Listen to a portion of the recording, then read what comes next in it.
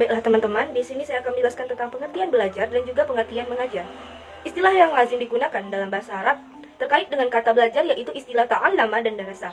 Darasa di sini memiliki arti yaitu mempelajari. Belajar dalam Islam diistilahkan dengan menuntut ilmu, karena dengan belajar seseorang akan mendapatkan ilmu pengetahuan yang bermanfaat bagi dirinya. Belajar itu sendiri diartikan sebagai proses perubahan kepribadian seseorang, di mana perubahan itu dalam bentuk peningkatan kualitas perilaku. Mengajar, dijelaskan oleh Rama Yulis, adalah suatu proses kegiatan penyampaian bahan pelajaran kepada pelajar, agar si pelajar ini dapat menggapai, menguasai, bahkan mengembangkan bahan pelajaran itu.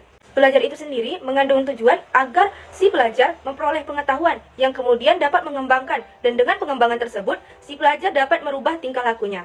Jadi, kegiatan belajar mengajar itu adalah suatu proses penyampaian ilmu ataupun transformasi ilmu yang dilakukan oleh pendidik dan juga peserta didik, yang dimana proses tersebut bisa dilakukan secara formal maupun non-formal.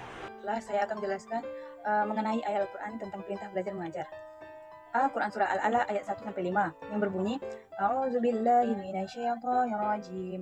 Bismillahirrahmanirrahim. Iqra' bismi rabbikal ladzi khalaq. Khalaqal insana min 'alaq. Iqra' wa rabbukal akram. Alladzi 'allama bil qalam. 'Allamal insana ma lam ya'lam. Yang artinya, bacalah dengan menyebut nama Tuhanmu yang menciptakan. Dia telah menciptakan manusia dari segumpal darah. Bacalah, dan Tuhanmu lah yang Maha Pemurah, yang mengajar manusia dengan perantaraan kalam. Dia mengajar kepada manusia apa yang tidak diketahuinya. Ayat tersebut mengisyaratkan perintah belajar dan pembelajaran. Rasulullah SAW juga bagi umatnya diperintahkan untuk belajar membaca. Yang dibaca itu objeknya bermacam-macam. Ada ayat-ayat yang tertulis dan ada pula ayat-ayat yang tidak tertulis. Kemudian B. Quran surah Al-Wasiyah ayat 17-20 yang berbunyi, Bismillahirrahmanirrahim. Afala yanzuruna ilal ibili kaifa khuliqat wa ilas samai kaifa rufi'at wa ilal jibali kaifa nusibat wa ilal ardi kaifa sutihat.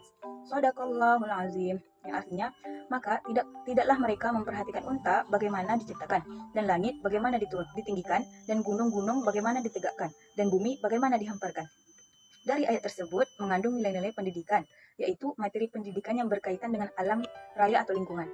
Menurut Al-Maraghi, bahwa ayat tersebut menggambarkan tentang keberadaan unta yang menakjubkan, yang selalu ada di sekitar manusia, yang selalu mereka manfaatkan dalam berbagai kebutuhan. Kalaulah mereka memperhatikannya, niscaya mereka menemukan beberapa kelebihan unta dibanding dengan binatang lain. Bismillahirrahmanirrahim. Baiklah, di sini saya akan menerangkan penjelasan dari surah Al-Taubah ayat 122. A'udzubillahi minasyaitonirrajim. Bismillahirrahmanirrahim. Wa ma kana al-mu'minuna liyanfiru kaffah walaula nafara min kulli firqatin minhum ta'ifatun liyatafaqahu fid-dini wa liyunziru qaumahum idza raja'u la'allahum yahzanun. Yang artinya, dan tidak sepatutnya orang-orang mukmin itu sepenuhnya pergi ke medan perang.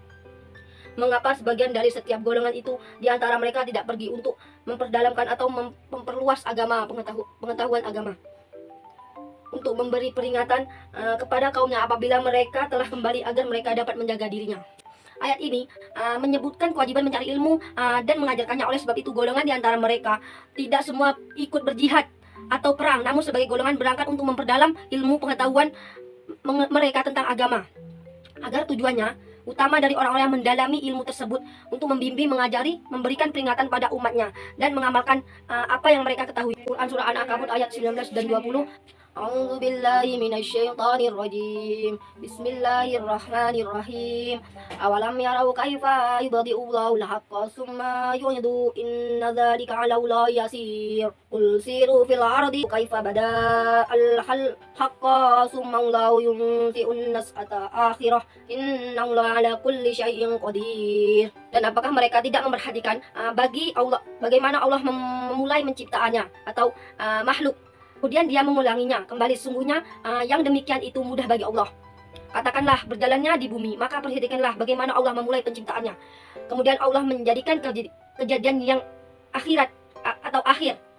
Sungguh Allah Maha Kuasa atas segala sesuatu. Dalam ayat 19 menyebutkan Allah adalah pendidik yang memberitahukan bahwa diciptakan manusia dari permulaan, kemudian mengulanginya kembali. Dan pada penjelasan ayat 20, manusia sebagai peserta didik ditugaskan oleh Allah agar memperhatikan, melakukan riset analisis, sehingga mendalami ilmu, hal yang disebut dengan menuntut ilmu.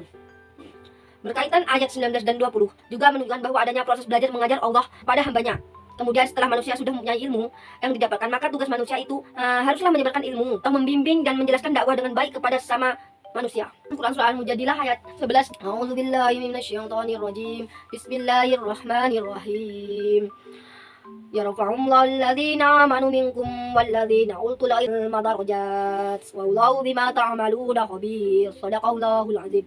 Yang artinya niscaya Allah akan mengangkat derajat orang-orang yang beriman. Di antaranya adalah orang-orang yang diberi ilmu beberapa derajat, dan Allah Maha teliti apa yang kamu kerjakan. Tafsir ayat itu mengajarkan untuk beriman dengan ikhlas dan berlapang dada serta patuh terhadap aturan Allah, serta giat dalam belajar dan mengamal, karena Allah akan meninggikan beberapa derajat untuk orang berilmu baik di dunia maupun di akhirat. Saya akan menjelaskan hadis yang berkaitan tentang kewajiban belajar. Hadis pertama, yang artinya dari Anas radhiyallahu anhu, ia berkata, Rasulullah sallallahu alaihi wasallam bersabda, barang siapa yang keluar dengan tujuan menuntut ilmu, maka ia berada di jalan Allah hingga sampai pulang. Hadis riwayat Tirmizi.